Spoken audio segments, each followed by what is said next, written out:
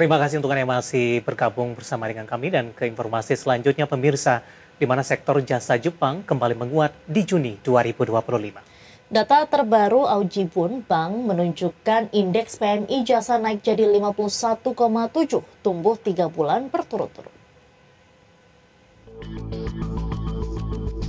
Indeks manajer pembelian atau PMI jasa Jepang naik dari 51 di Mei jadi 51,7 di Juni menurut Aujibun Bank. Pertumbuhan ini mencerminkan stabilisasi ekonomi domestik dan kepercayaan bisnis yang meningkat. Dorongan datang dari kenaikan pesanan baru, rencana ekspansi usaha, dan rekrutmen staf baru. Meski tumbuh di dalam negeri, ekspor jasa Jepang melambat ke level terendah sejak Desember lalu. Penurunan ini dipicu turunnya arus wisatawan asing di tengah yen yang lemah dan aturan visa ketat. Hal ini menambah tantangan eksternal bagi pemulihan sektor pariwisata Jepang.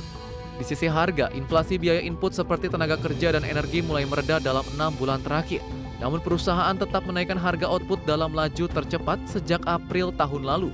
Hal ini mencerminkan upaya menjaga margin laba di tengah tekanan biaya yang masih ada. Berbagai sumber IDX Channel. Pemirsa, Nissan tarik lebih dari 443.000 unit mobil di Amerika Serikat karena potensi kerusakan mesin. Masalah ini dinilai bisa tingkatkan risiko kecelakaan jika tidak segera ditangani. Administrasi Keselamatan Lalu Lintas Jalan Raya Amerika Serikat atau NHTSA mengumumkan penarikan besar-besaran oleh Nissan. Total ada lebih dari 443.899 unit mobil yang ditarik karena potensi kerusakan mesin. Model yang terdampak antara lain Nissan Rogue, Altima hingga Infiniti QX50 dan QX55 buatan 2021 sampai 2024.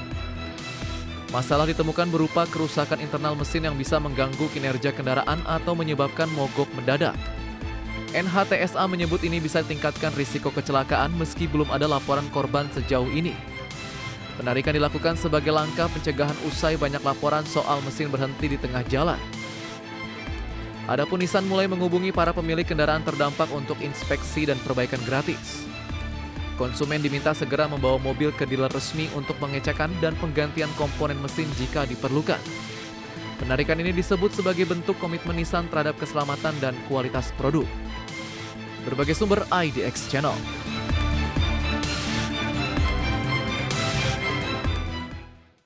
Pemirsa, pabrikan mobil mewah Lexus tengah memulai pembangunan fasilitas manufaktur kendaraan energi baru di Shanghai, Tiongkok, di mana langkah ini sekaligus menandai masuknya perusahaan mobil kedua yang sebelumnya dimiliki perusahaan asing, maksud kami, setelah Tesla Inc. masuk ke Tiongkok.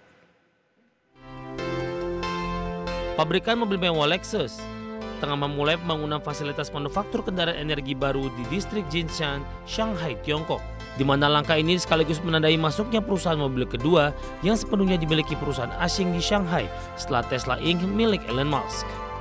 Dilansir oleh Care News China, fasilitas perakitan kendaraan listrik milik Lexus ini dijadwalkan dapat selesai pada Agustus 2026. Dengan kapasitas produksi tahunan sebesar 10.000 unit produksi, nantinya pembangunan pabrik baru di kota metropolitan tersebut diharapkan dimulai pada tahun 2027 mendatang.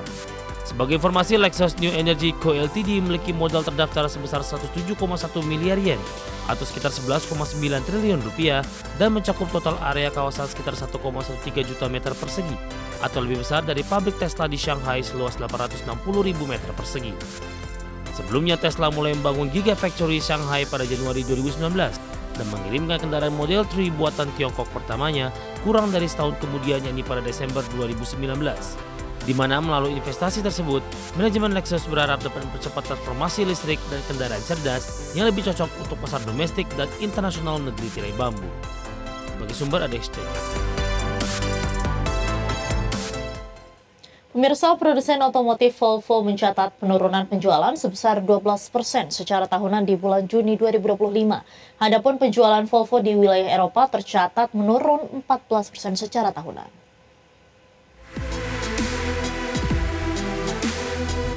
Produsen otomotif dari Swedia, Volvo Cars, mencatat penjualan sebanyak 62.858 unit secara global di sepanjang bulan Juni 2025. Realisasi tersebut menurun 12% dari bulan Juli 2024. Penurunan penjualan tersebut sejalan dengan melemahnya penjualan lini kendaraan listrik Volvo yang terdiri dari kendaraan jenis EV serta PHEV. Melansir dari situs resmi Volvo pada Kamis kemarin, pangsa penjualan mobil listrik murni Volvo berhasil menyumbang hingga 22% dari jumlah keseluruhan penjualan. Sementara gabungan penjualan EV dan PHEV berkontribusi sampai 44%. Adapun wilayah Eropa memberikan kontribusi terhadap penjualan Volvo sebanyak 31.547 unit pada Juni 2025 atau turun 14% secara tahunan. Sementara penjualan segmen elektrifikasi menurun 21% menjadi 19.057 unit. Pasar China turut menyumbang kontribusi sebanyak 13.569 unit atau turun 3% secara tahunan. Kemudian salah satu pasar terbesar Volvo yakni Amerika Serikat menyumbang penjualan hingga 8.627 unit atau turun 7% secara tahunan. Berbagai sumber IDX Channel.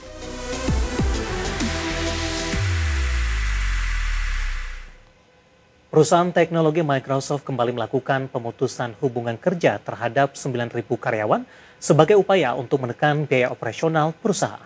Langkah menekan biaya operasional tersebut juga telah disampaikan Microsoft terhadap para investor. Raksasa teknologi perangkat lunak Microsoft kembali melakukan pemutusan hubungan kerja terhadap sekitar 9.000 karyawan dalam gelombang kedua pada tahun ini. PHK tersebut seiring dengan upaya Microsoft untuk menekan biaya operasional di tengah peningkatan investasi di sektor kecerdasan buatan. Juru bicara Microsoft menyatakan langkah PHK gelombang kedua ini akan berdampak pada kurang dari 4% total tenaga kerja Microsoft secara global. Adapun PHK akan dilakukan lintas tim, wilayah, serta tingkat jabatan sebagai bagian dari upaya perampingan proses kerja dan pemangkasan lapisan manajemen. Sebelumnya Microsoft dilaporkan berencana melakukan PHK massal pada bulan Juli ini.